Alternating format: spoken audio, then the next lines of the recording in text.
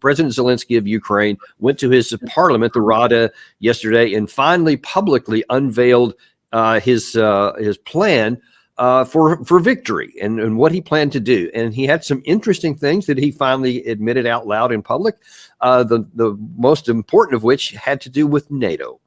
Перший пункт – це запрошення в НАТО. Зараз.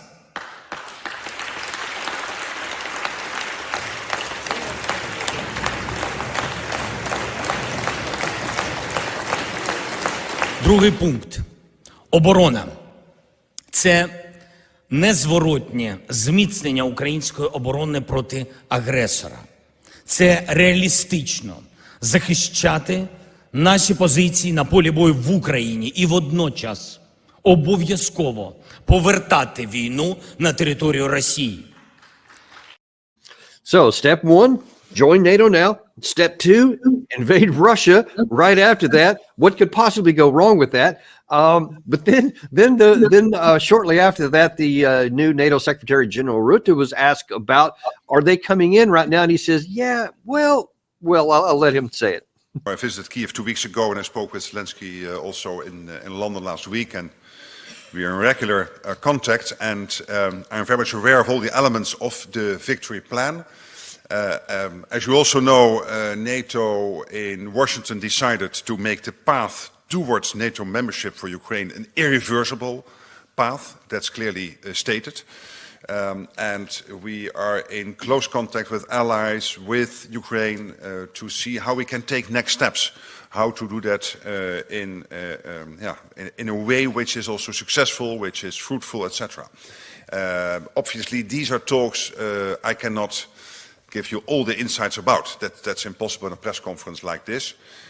But the victory plan, of course, we very much are debating with them and using every opportunity to take that one step by step further. So, in a full minute, he says, we're in contact with them. We talked about it. We talked about them. We're debating everything except that guy's crazy. There's no way he's ever coming into NATO.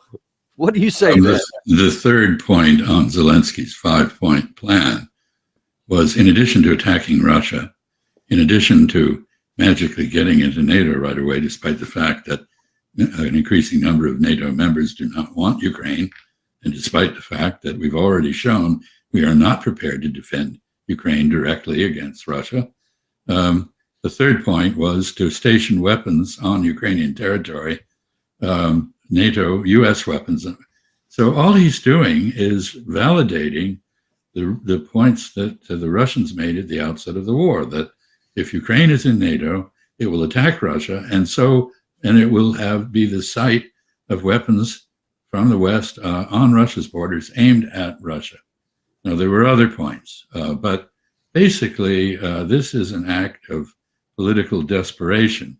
You could see the initial reaction from the Ukrainian audience, which was, very skeptical and hesitant until they were roused to stand by somebody up in the dais. I think my interpretation of this is that the only explanation for it, since it's obvious fantasy, is that Zelensky can now turn around and say, well, NATO didn't come through, therefore we have to make concessions to the Russians. So he's using NATO's obvious unwillingness to do any of this, and maybe our incapacity to do it, to find a way to call off the war before it's too late. So I think we've already passed that point. He's lost 20% or more of Ukraine's territory and diminished the population of Ukraine by a really awesome percentage. The number of wounded and killed is huge, although it remains a state secret. We're beginning to get some glimpse of it, and the figures are horrifying. So nothing has been accomplished except to rearm Russia and to reinvigorate Russian industry and reorient it, push it toward China. And here I would say one thing we need to bear in mind is that this administration, Biden administration, is going out having created the possibility of World War III, starting in Ukraine, starting in the Taiwan Strait, a widening of the war, support for genocide, loss of credibility, and a widening war in the Middle East. And suppose there is a widened war in Europe or the Middle East. If you were North Korea or China, wouldn't you take advantage of that? We know that the Chinese-Russian relationship is intensifying. The Entente has become very, very rich with contingency planning. So you can't compartmentalize things the way we do. We are at a very dangerous moment, not just in the Middle East, but in Ukraine, as Zelensky, I think, is reflecting, and also in the Taiwan area, where the Chinese just ran a very impressive precursor exercise for an invasion and a blockade. The Chinese Coast Guard is now sailing around Taiwan, exercising legal jurisdiction over the island from somewhat of a distance at present, but closer and closer. These are not good trends, and they reflect the absence of any national strategy from the United States other than deploying the military and using them supposedly to deter, when in fact they more often provoke than deter. Right. And actually along this line, you mentioned 120, that exercise which had 125 aircraft involved and a bunch on the sea. Then this one here from last month, where there was the largest Russian naval drills since the post-Soviet time, along with China, in the Sea of Japan. It involved over 400 warships, submarines, and other vessels, etc. And one of the senior American naval officers at that time warned against the thought of saying, "Oh, well, look what the Russian Navy. Oh, yeah, how great did they do with the Black Sea Fleet?" And they got crippled by a country that didn't even have a navy. And they said, "Yeah, don't be talking about that transferring that to this fleet here, because they are still very, very capable missile carriers and submarines, etc." So that's kind of a bigger issue. And the problem, the many problems, I guess, is you kind of alluded to it, is the lack or possibly even the death of diplomacy. And here is one of the things that our senior diplomat, Secretary of State Antony Blinken, said about negotiations and even talking with the Russians. With regard to Minister Lavrov, no, we didn't speak directly, but I was in the room when he made his intervention on behalf of Russia. He was in the room when I made my intervention on behalf of the United States. So I think it's safe to say that we heard each other. I didn't hear anything new, unfortunately, about the ongoing Russian aggression against Ukraine. It's striking that so many countries that are half a world away in the Indo-Pacific care deeply about what's going on in Ukraine. And the reason, again, is because they know that if any country is allowed to act with impunity and to commit acts of aggression, that's a signal to would-be aggressors everywhere that it's open season. And that's going to be bad for everyone. So, again, I listened to him. Can't speak to whether he listened to me, but I didn't hear anything new. Just for the question of committing aggression with impunity might be thought by some people to apply to the United States, with a series of forever wars that we have started or continued well past the point where they should have been ended. And I think it's really disappointing that Mr. Blinken, after almost 4 years in office, still doesn't appear to understand the importance of diplomatic dialogue and sees military deployments as a satisfactory substitute for it. And it just continues down the path of them. I actually saw something in the Washington Post a couple of days ago, not just the militarization of foreign policy, but almost a militarization of the State Department itself, in that you have them not talking to anybody that we don't like at all, and using more and more military means, actually, even, and advocating for that. So how do you see that deterioration? Well, our foreign policies now are almost exclusively coercive. We offer nothing, we threaten much. And in fact, sanctions are economic warfare. That's our preferred method of dealing with the world. There doesn't seem to be any debate about this in the presidential campaigns.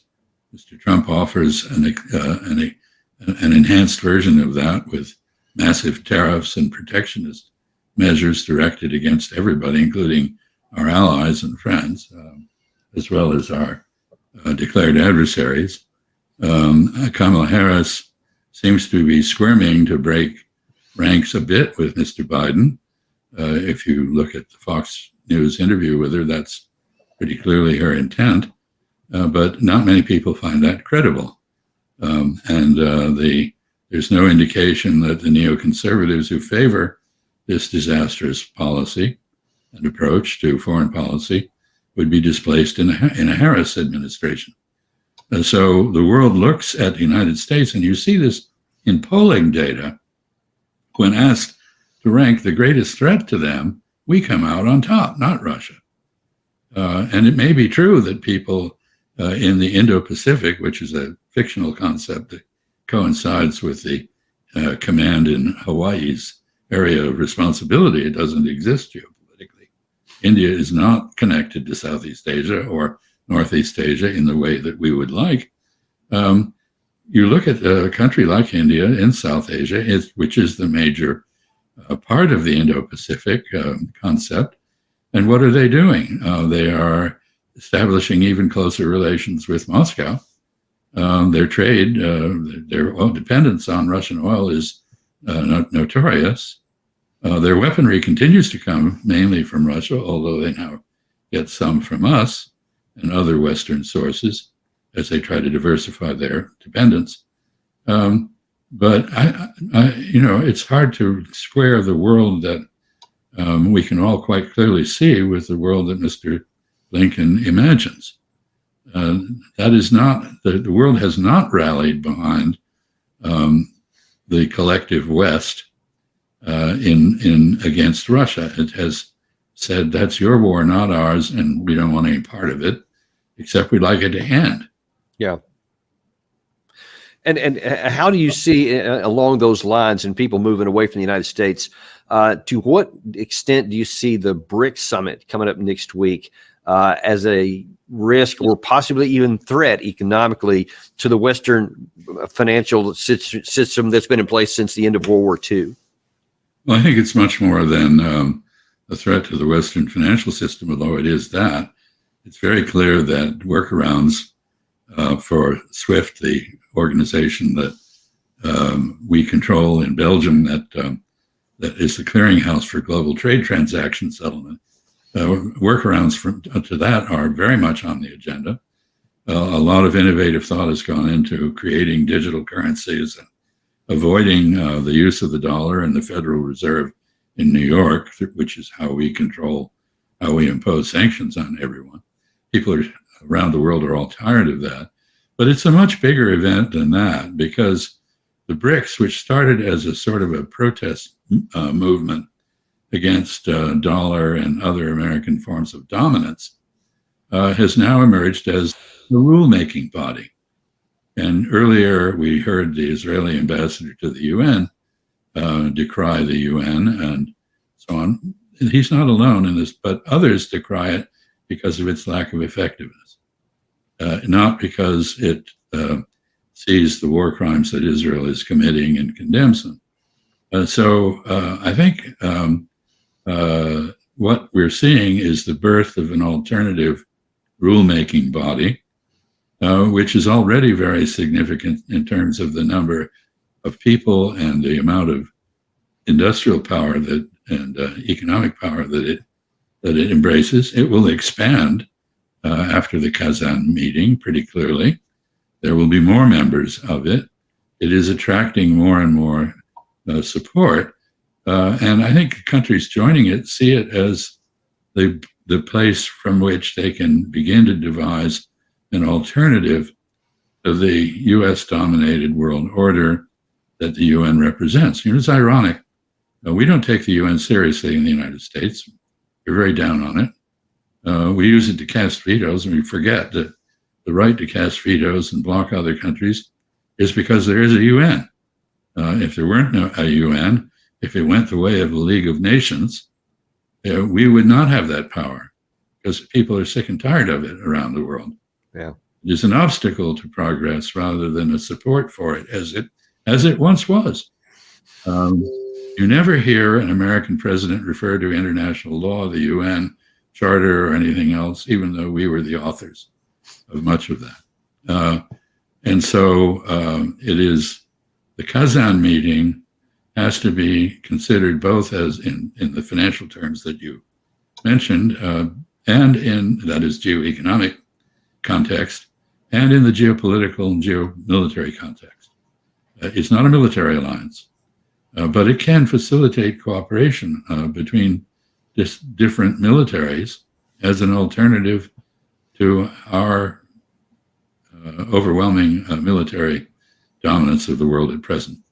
And then when you look at the military aspect of the developments, really going back to the Russian invasion into Ukraine, and then our collective response to it, and then you add on the Israeli situation a year ago, and you see that our actions are shoving China, Russia, North Korea, and Iran militarily into an ever stronger relationship, now much more open than it ever was before, and becoming a quasi-military alliance, at least among some of those with Russia. This just seems to be going in the wrong direction. And do you see anything stopping that motion? No, they're coming together to defend themselves against us, because we have threatened every one of them. We are actively engaged in trying to weaken and isolate Russia in Ukraine, and we have participated in attacks on Russian territory very provocatively. I think the Russians have privately warned us in a sufficiently intimidating manner to deter a further expansion of this, which is another thing that Mr. Zelensky put as point number 2 in his 5-point plan, attacking Russia. I don't think there's much stomach for that anymore. The main point is they're coming together for self-defense, not to mount an attack on the United States, not to take territory. I mean, the only territory at issue really is Russian-speaking areas of Ukraine, which the Russians had earlier agreed should remain part of Ukraine, provided they had autonomy. And it was the government in Kyiv and the West that repudiated the Minsk Accords that accomplished that. And we also have the notion of Taiwan as part of China, which is something that we acknowledged, and something we actually invented the One China policy when we decided that Chiang Kai-shek in Taipei was the governor, was the legitimate government of all of China, including at that time the independent state of Mongolia, which he claimed for China. And we endorsed that claim. So we're just not in a good position to argue that the forces we are pushing together, Moscow, Beijing, Pyongyang, Tehran, are doing this because they want to go after us. They're afraid of us, and we've gone out of our way to make them afraid of us. So that's what you get when you threaten people. You shouldn't be surprised if they try to make common cause to defend themselves. And you mentioned earlier in this broadcast about your concerns about starting a World War III, and you didn't pick any specific area saying it might be, but you actually hit all 3 areas there. What most concerns you about how such a conflict could actually start? Well, it doesn't seem to be out of the realm of possibility because of the complete ineptitude of American statecraft at present. You mean, tell me you heard Mr. Blinken, he said he didn't hear anything from Lavrov that was new. I don't think he said anything new. There's no change in prospect on that front. Is there a change in prospect on the Taiwan issue?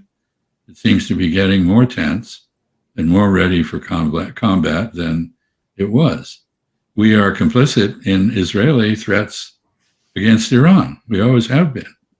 But now we have our own forces in Israel assisting Israel, backing Israel, providing cover for Israel as it launches some sort of attack on Iran.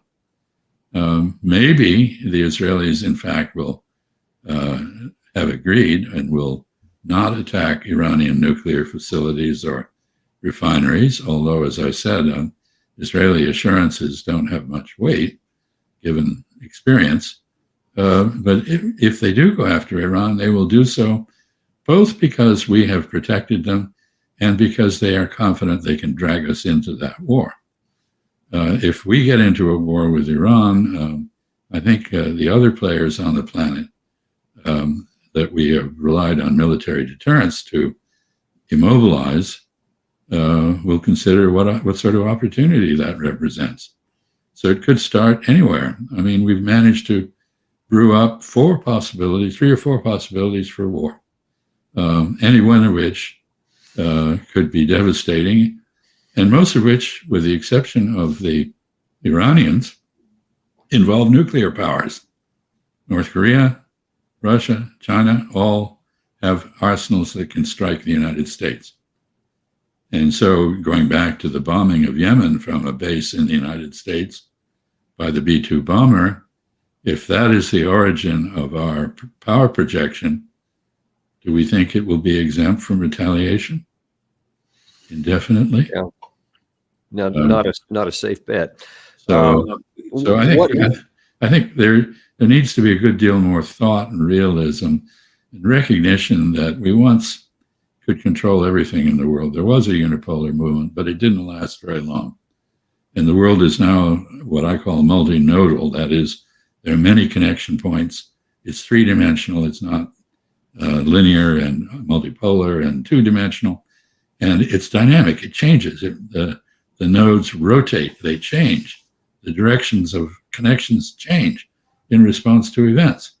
In our own hemisphere, we have a major problem with Venezuela, which we have spent a decade trying to engineer regime change in, and immiserating Venezuelans to the point where we have a whole bunch of Venezuelan refugees in the United States, and other parts of Latin America have been overwhelmed by them.